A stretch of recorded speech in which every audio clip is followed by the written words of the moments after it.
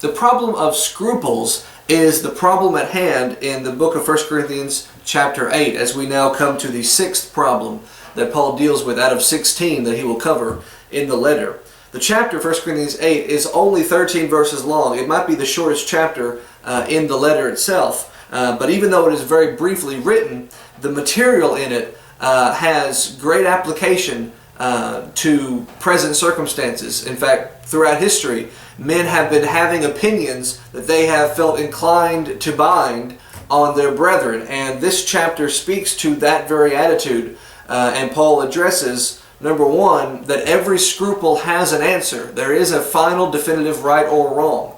Number two, he discusses how I may have the knowledge that it's right, but still hold it to myself that I think it's wrong. But then number three, I may not bind what I think is wrong on someone else when God has decided that it is not in fact wrong. So it is a very brief discussion, but it is rich in application. And because many of us have no doubt experienced times when perhaps ourselves or others have tried to bind their opinions when it is the Word of God that should be held as the highest standard. He also discusses this topic in Romans chapter 14, which at the appropriate time we'll go back to and notice exactly what he has to say about that then. But here in 1 Corinthians 8, it's the sixth problem that he deals with when he discusses the problem of scruples. So let's start by reading the chapter. As I said, it's not very long. We'll begin 1 Corinthians 8, starting in verse 1. Paul writes, "Now touching things offered unto idols, we know that we all have knowledge. Knowledge puffs up, but charity edifies. And if any man think that he knows anything, he knows nothing, yet as he ought to know. But if any man love God, the same is known of him. As concerning therefore the eating of those things that are offered in sacrifice unto idols, we know that an idol is nothing in the world, and that there is none other God but one. For though there be that are called gods, whether in heaven or in earth, as there be gods many and lords many, but to us there is but one God, the Father, of whom are all things, and we in him, and one Lord Jesus Christ, by whom are all things, and we by him. Howbeit there is not in every man that knowledge, for some with conscience of the idol, unto this hour eat it as a thing offered unto an idol, and their conscience being weak is defiled. But meat commends us not to God, for neither if we eat are we better, or neither if we eat not are we worse. But take heed lest by any means this liberty of yours become a stumbling block to them that are weak. For if any man see thee which has knowledge sit in the meat of the idol's temple, shall not the conscience of him that is weak be emboldened to eat those things which are offered to idols? And through thy knowledge shall the weak brother perish, for whom Christ died. But when you sin so against the brethren, and wound their weak conscience, you sin against Christ.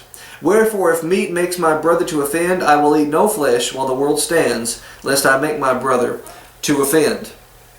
And so we have here before us the topic of scruples. Now, as you notice, the word scruple never appears in this text because it's not a religious word necessarily. It's just a word. It means a personally held conviction, a personally held belief that I hold to myself and limit myself in what I may or may not do, that I hold in my own conscience.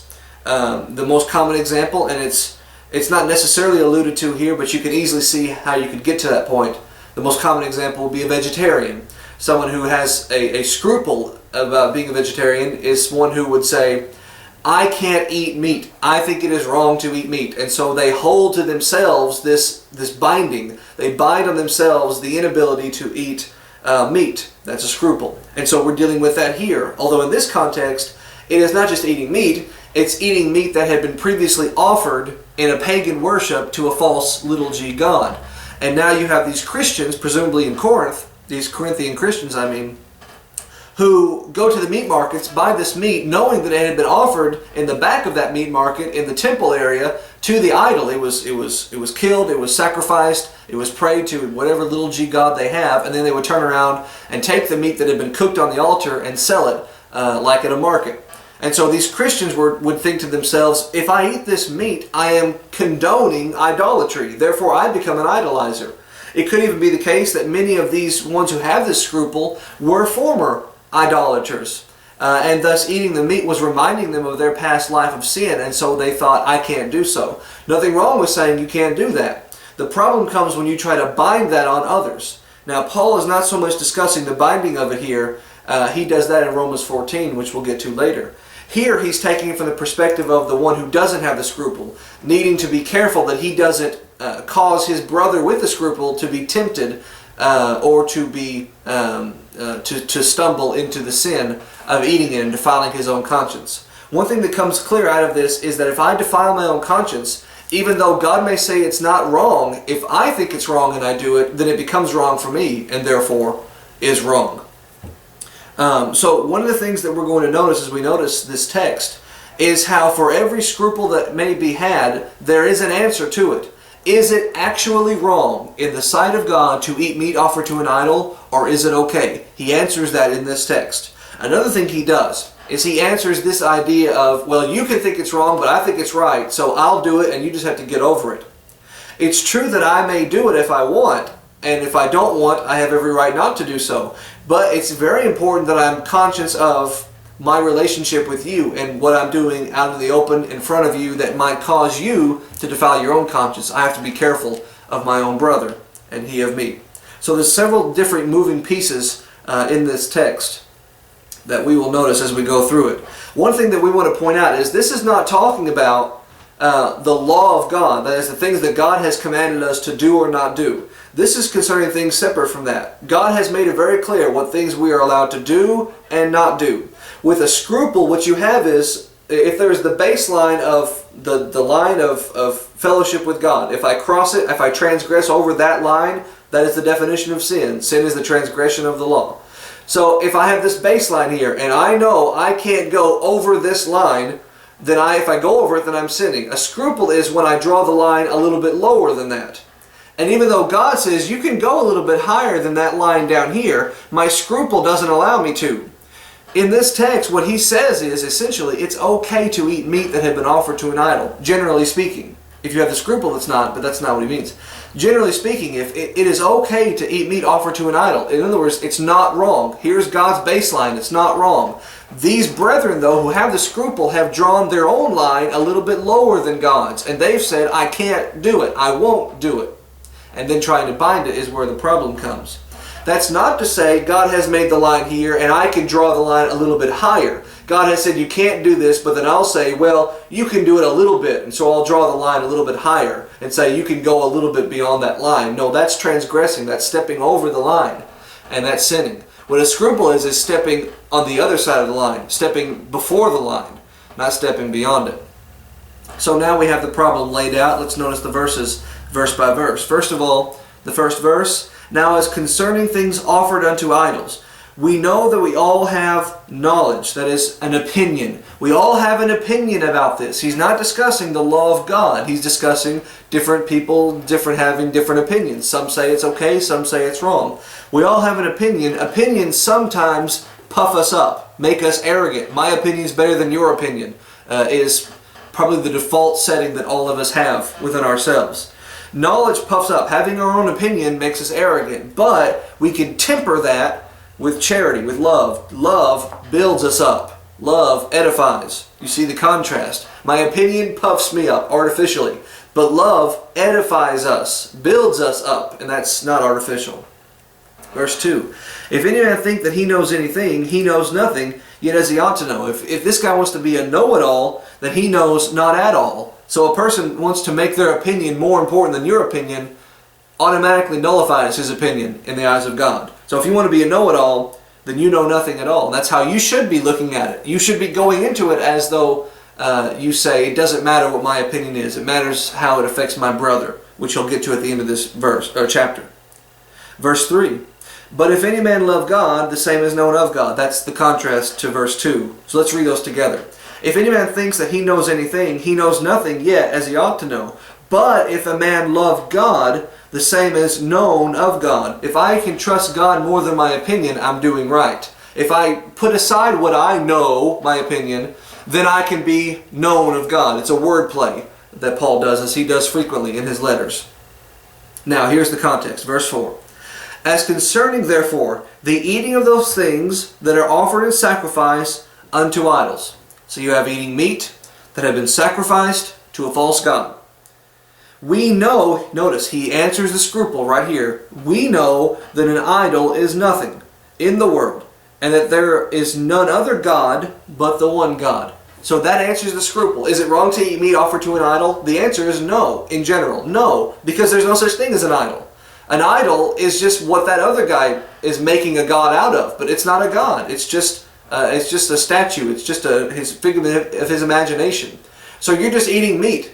He offered it to an idol. He's the one committing sacrilege. He's the one committing paganism and blasphemy and everything else. But you're just eating a steak, because an idol doesn't exist except in the mind of the person who's created it. An idol is nothing in the world. And so though there's a lot of little g gods out there, we know there's only one God. Verse 5. For though there be that are called gods, whether in the sky or on the ground, in heaven or earth, it says, as there be gods many and lords many. We know that there are idols all over the place. We know that pagans have their gods everywhere, especially in Corinth, which was a city rich in paganism and idolatry. Verse 6, but to us, to Christians, there is but one God, the Father. And then he very poetically describes the greatness of God versus the idols. One God, the Father, of whom are all things, and we in Him. There's one Lord Jesus Christ, by whom are all things, and we by Him, which you can't say of an idol, since you have 1,000 idols, and so they all have a different hand in the different things in the world. God's greater than them, because all things are made by Him. So now verse 7. Howbeit there is not in every man that knowledge. Not everybody understands that. Not everybody holds to that within themselves. And so what happens is a person says, but I think it's like idolatry. But I see it as idolatry. And since idolatry is wrong, they have made this idolatry. Even though God says, but it's not idolatry. But if you make it idolatry to yourself and you do so, then you become an idol worshiper. Verse 7, howbeit there is not in every man that knowledge. For some, with conscience of the idol, unto this hour eat it as a thing offered unto an idol, and their conscience being weak is defiled. Unto this hour, he means presently. These Christians who were once idol worshippers are right now thinking of themselves as idol worshippers by simply eating this meat that had previously been offered to an idol. And thus they defile their conscience knowing that idolatry is wrong, and thus they sin. And so here's the dilemma. Do we just not eat meat? Do some not eat meat? Can some eat it and some not, and do it privately or publicly? How do we resolve this? And that's what the chapter does. It resolves the dispute. Verse 8. But meat commends us not to God, for neither if we eat are we better, nor if we eat not are we worse. Once again, there is an answer to the scruple. In general, it's not wrong to eat meat, because meat doesn't do anything, eating it or not eating it, in terms of my relationship with God. Again, generally speaking. For those who have a weak conscience, it becomes a problem. But just generally speaking, eating meat or not eating meat is irrelevant. If you want to be a vegetarian or a vegan, by all means be a vegetarian or a vegan. Eating meat or not eating meat doesn't matter. Verse 9.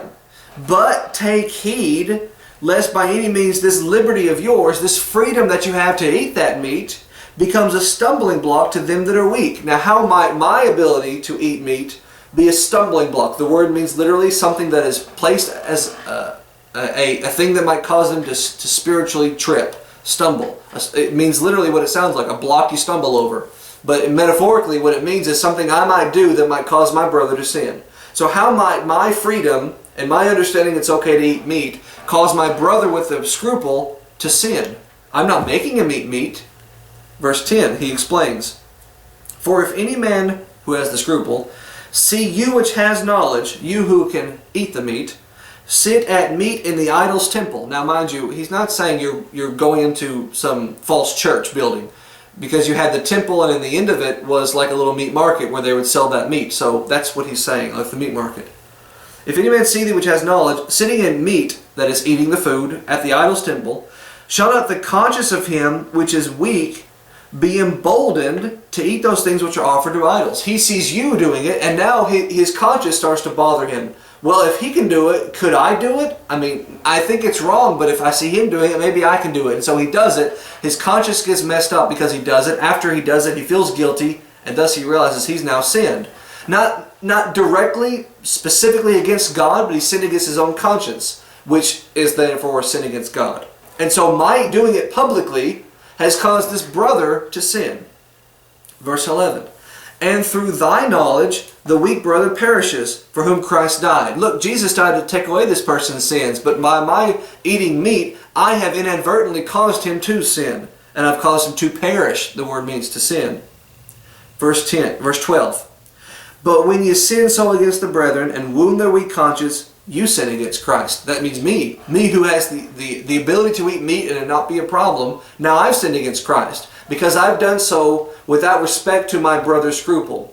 He's not saying if you don't know he has the scruple and you do it and he stumbles and sins that you're liable, that you're guilty. What the implication is, I know my brother has the scruple, but I don't care about my brother. That's the overall problem with the church at Corinth. It's appeared numerous times in various problems, is the lack of care for their brethren. But I know he has the scruple and I don't care, so I will just eat it anyway, and in doing so I cause him to stumble, and thus I cause myself to stumble. That's the problem. And so Paul says what the attitude should be, knowing my brother has a scruple, it should be to say, if meat makes my brother offend, I'll eat no meat as long as the world stands, so that I don't make my brother to offend.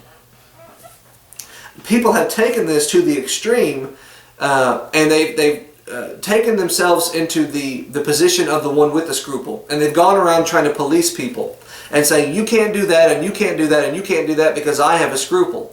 Well, if you have a scruple, we're going to get to Romans 14. Paul says you're supposed to keep it to yourself. Your scruple is supposed to be between you and God. If you start going around telling brethren what they can and can't do, now you're making a law where God did not. Because as we see clearly here, there is no law against eating meat offered to an idol. Otherwise, Paul would have condemned the brethren who went to the idol's temple, who bought the meat, and who ate it. He doesn't condemn that, though. What he condemns is them doing it publicly. He condemns them doing it flippantly in front of their brethren, causing them to stumble. But just eating meat offered to an idol, he doesn't condemn at all. He says it doesn't matter one way or the other. Verse 8 of the chapter.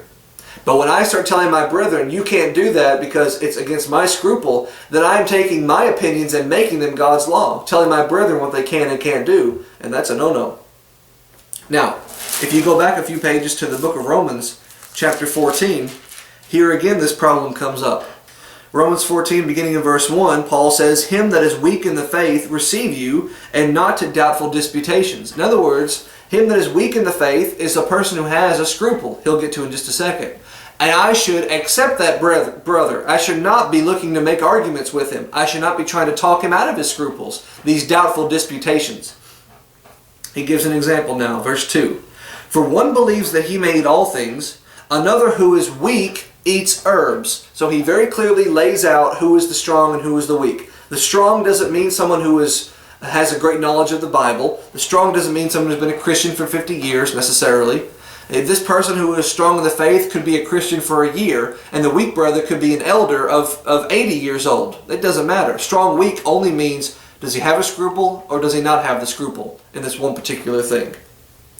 So, and then he uses an illustration to explain it in the one that we used earlier, vegetarian. One can eat everything, another one says I can only eat herbs or not animals.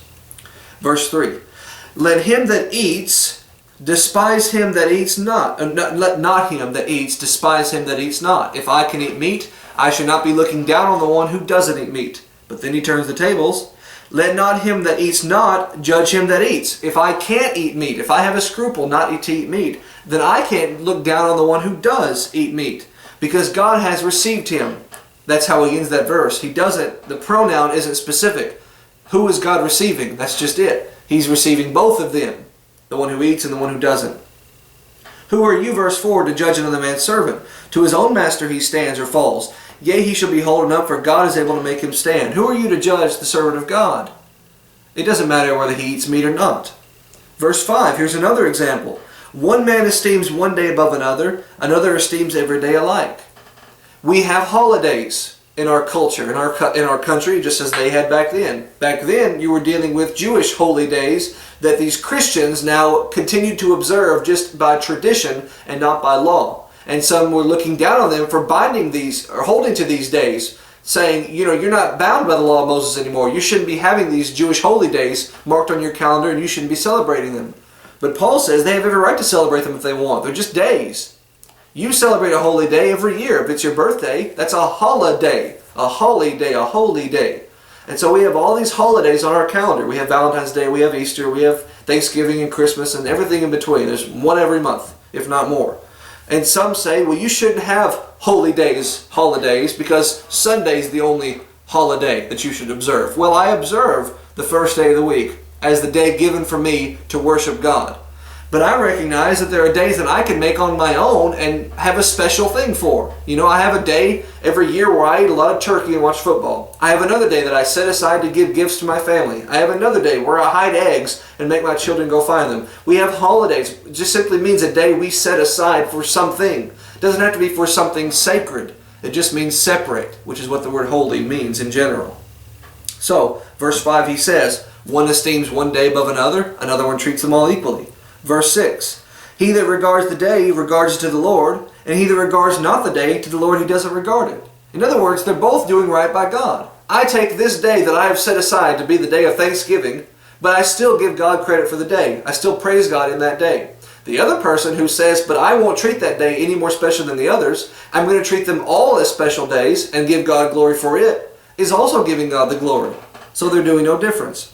He that eats, eats to the Lord, for he gives God thanks. When I eat my steak, I thank God for it.